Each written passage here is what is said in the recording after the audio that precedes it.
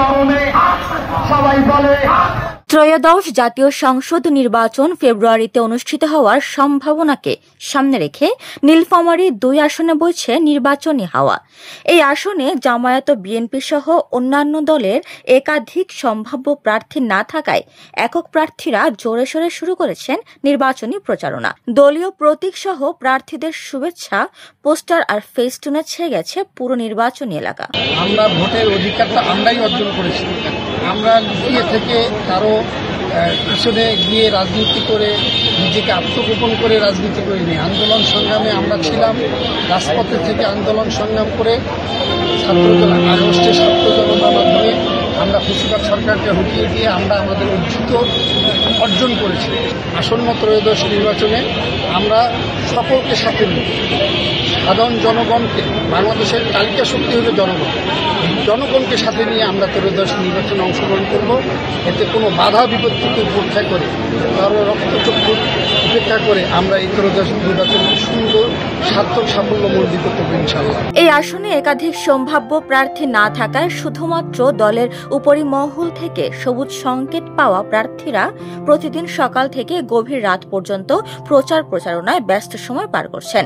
দলীয় নেতাকর্মীদের সাথে নিয়ে চষে বেড়াচ্ছেন নির্বাচনী এলাকার এক প্রান্ত থেকে অন্য প্রান্ত, করছেন উঠান বৈঠক, সভা সমাবেশ ও গণসংযোগ, যোগ দিচ্ছেন বিভিন্ন সামাজিক ও সাংস্কৃতিক অনুষ্ঠানে, ভোটারদের শোনাচ্ছেন আশ্বাসের বাণী, দিচ্ছেন নানা প্রতিশ্রুতি। নীলফামারীর যোগাযোগ ব্যবস্থা নীলফামারী শহরে আইল্যান্ড সহ কোনো রাস্তা নেই, ডিভাইডার সহ কোনো রাস্তা নেই। অত্যন্ত সংকীর্ণ রাস্তা দিয়ে মানুষকে চলাচল করতে হয়।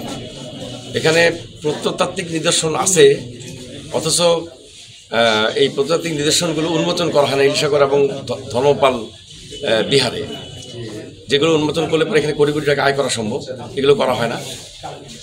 এরপরে নীলফামারীতে চিলাহাটি একটা স্টেশন আছে, যে স্টেশনটা চিলাহাটি একটা স্থলবন্দর রয়েছে, যে স্থলবন্দরটা যথাযথভাবে চালু করা হলে 4টা দেশের সাথে সংযোগ স্থাপন করা সম্ভব হলে পরে নীলফামারীতে ব্যাপক উন্নয়ন ঘটানো সম্ভব।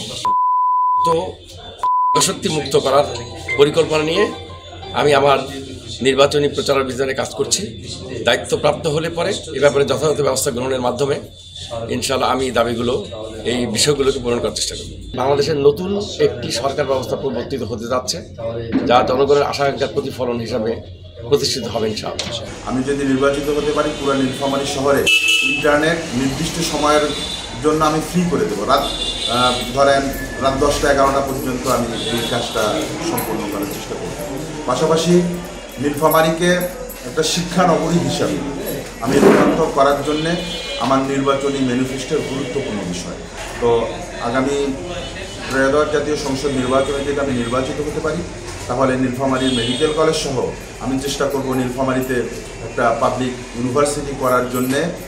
সর্বোচ্চ আশা করি নীলফামারীর মানুষ যদি আমাকে নির্বাচিত করে, আমি নীলফামারীতে মিনিমাম একটা পাবলিক ইউনিভার্সিটি থাকবে ইনশাআল্লাহ।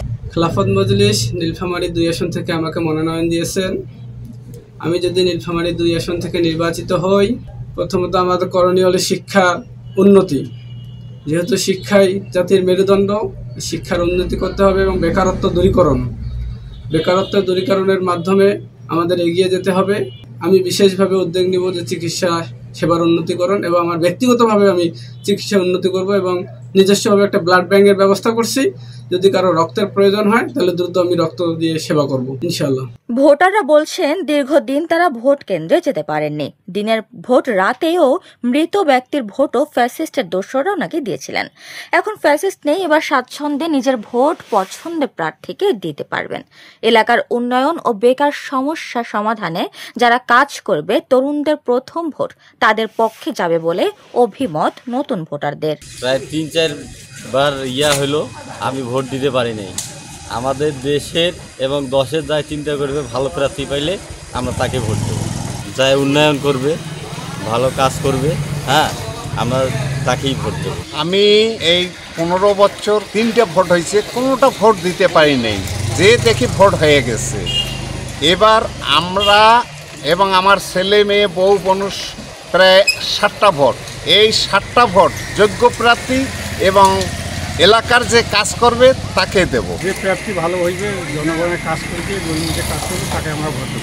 নীলফামারী 2 আসনে আওয়ামী লীগ সরকারের সময় বিনা ভোটে একবার সংস্কৃতি প্রতিমন্ত্রী ও 2 বার এমপি ছিলেন নাট্য অভিনেতা আসাদুজ্জামান নূর। 2018 সালের সংসদ নির্বাচনে 20 দলীয় জোটের মনোনীত প্রার্থী জামায়াতের মনিরুজ্জামান মন্টুর বিজয়ের অপার সম্ভাবনা দেখে দুপুর 12টার পর ভোট কেন্দ্র দখল করে নূরের পক্ষে নৌকা মার্কার সিল মারতে শুরু করেন ছাত্রলীগ যুবলীগের নেতাকর্মীরা। ফলে সে সময় সাংবাদিক সম্মেলন ডেকে জামায়াত নির্বাচন বর্জন করেন।